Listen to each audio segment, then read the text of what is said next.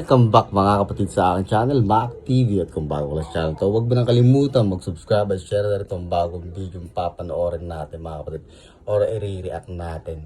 Ito yung nangyaring insidente kaninang madaling araw lang mga kapatid sa Naga Cathedral.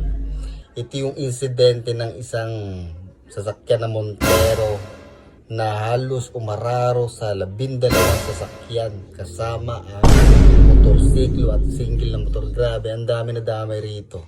Yung sinasabi nilang car rage, ay road rage at saka car crash.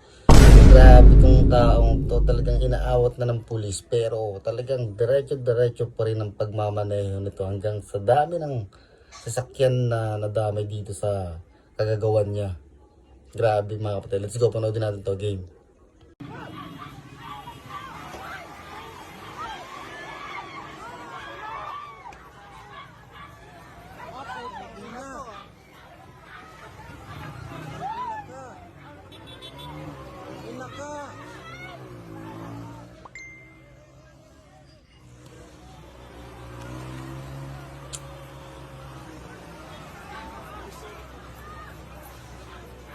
Ayop na to.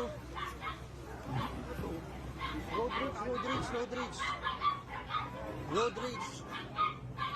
Isang clip pa lang yan na video na nakita natin. Isang upload ng isang netizen niya mga kapatid na unang nangyari na hinarang ng pulis pero dumiretso pa rin mga kapatid. At saka sa isang banda, ito yung lalaking to. Yan yung driver ng sasakyan na si, pangalan niya to, si Jefferson Anthony Mariano mga kapatid. Siya yung nagmamaneho ng Montero Sport yata yung gamit na yan. Na sabi nilang lasing at lango sa alak. Talagang kahit pinigilan na ng pulis, diretso-diretso pa rin sa pagmamaneho tong lasing na to. Baga talagang wala siyang patawad. Kaya itong next video na papanoodin natin na hinarang na siya ng tricycle pero binangga niya pa rin yan. At sa dami nga, 12 sasakyan na nadami rito sa road rage na to. Grabe itong lalaking to, talagang ayaw magpaawat. Kaya patong na kasong kakarapin ito mga kapatid. Malamang sa malamang. Kaya let's go, tuloy natin to. Game!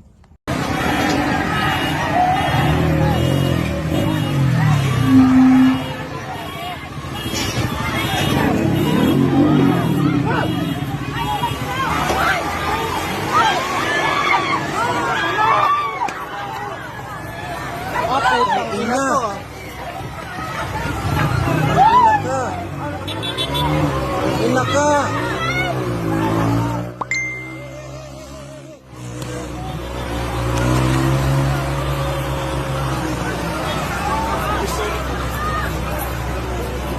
Ayop na to.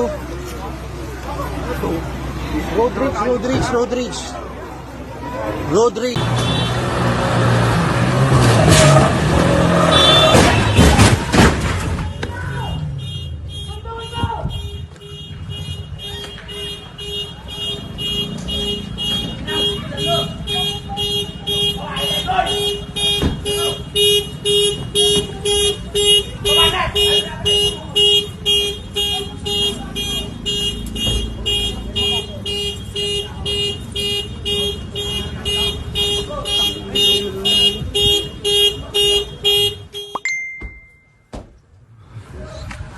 Ano?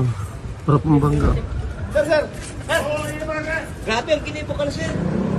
Dapa!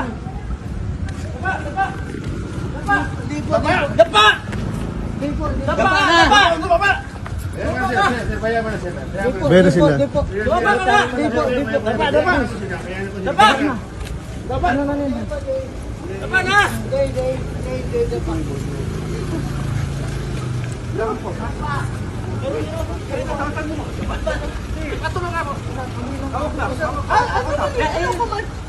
Kanina pa daan ko sa discussion ito.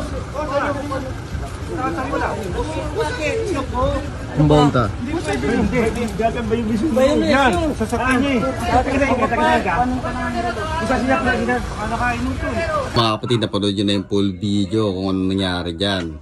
Kaya ang tibay nitong si Jefferson Anthony Mariano na to. Grabe.